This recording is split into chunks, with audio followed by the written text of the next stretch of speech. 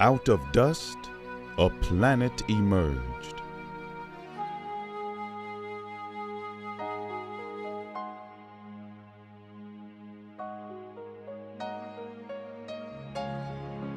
Life blended with clay. Creation was born.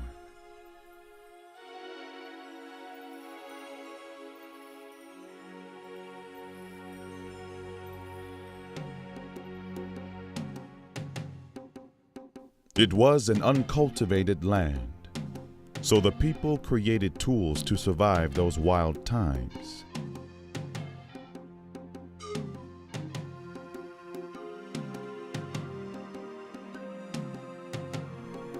Eventually, life flourished.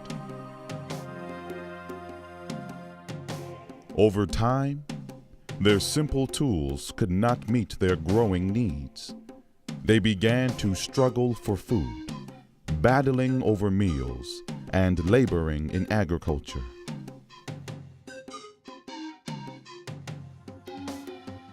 One rose up and changed his stick. There was a great clamor. Some said he was defiling the ways of the ancestors. Others said this new form was the answer to their struggles. Those who dared to change their stick were cast out or slain.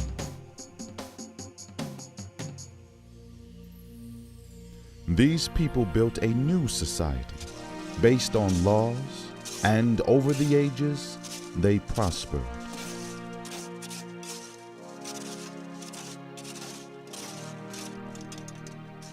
Their civilization was mighty. Across the land, they commanded respect and power, but the luxury of a few rested on the backs of many. Over time, this injustice led to unrest. One arose and showed the people how to make circles from their squares. The authorities were enraged. They decided it was forbidden to alter squares, but others saw that it would create a better life. These people were shunned, and some imprisoned. Many escaped to flee from oppression. These exiles developed their own community. Because the circle tools facilitated labor, they were free to imagine and create. A society of beauty and love evolved. In time, they fell in love with their own arts. Fights began over the possession of treasures. They were preoccupied with pillaging, and their once refined civilization fell into neglect.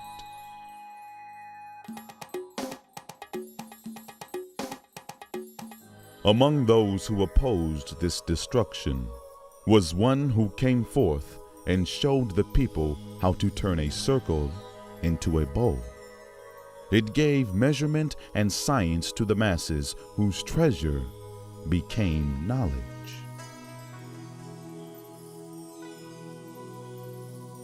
These people were tormented by the officials, who called their foreign ways blasphemous and disrespectful. They cried out that their circle was crafted in perfection and that nothing better could possibly exist. So great was the oppression that they moved to barren lands and planted the seeds of a new nation.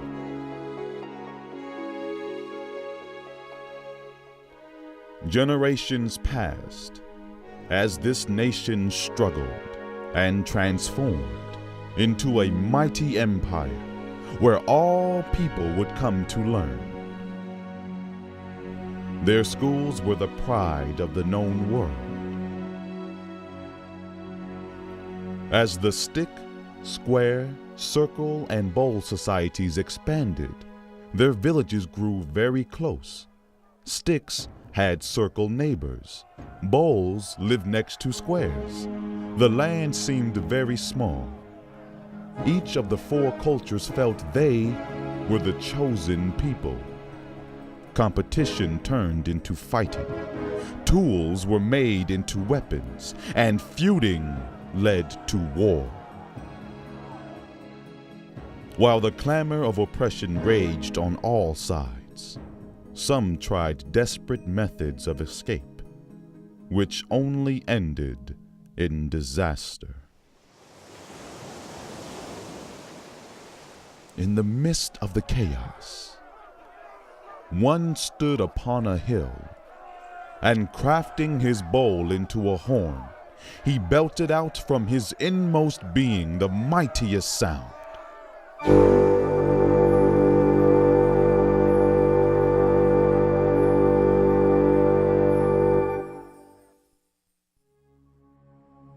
Everyone was still.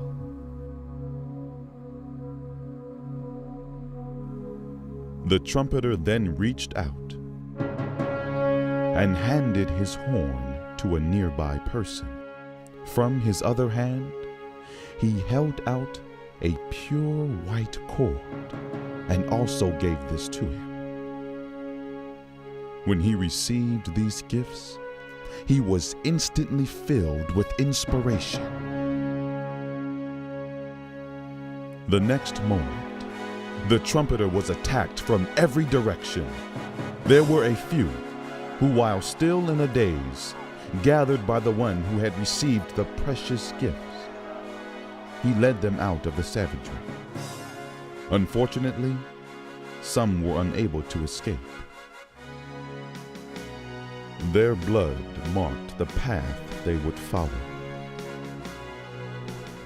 Exhausted and wounded, they walked and walked, following the stream until it emptied into the sea. The rope bearer huddled them together, and with encouragement and inspiration revealed his great plan. Each group, despite their exhaustion, immediately began to work together in perfect harmony, like the diverse instruments of one symphony. With a bowl-shaped hull, stick mast and oars, circled windows and steering wheel, and a square sail, they completed a strong arc, banded firmly together by the rope-bearer's cord. He stood at the end of the arc, raised the horn to his lips, and sounded out a deafening blast.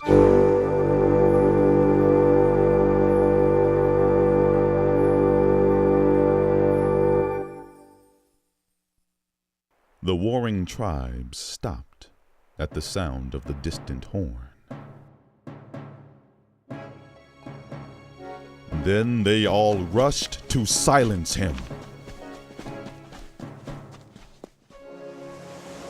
Their anger changed to awe when they reached the shore.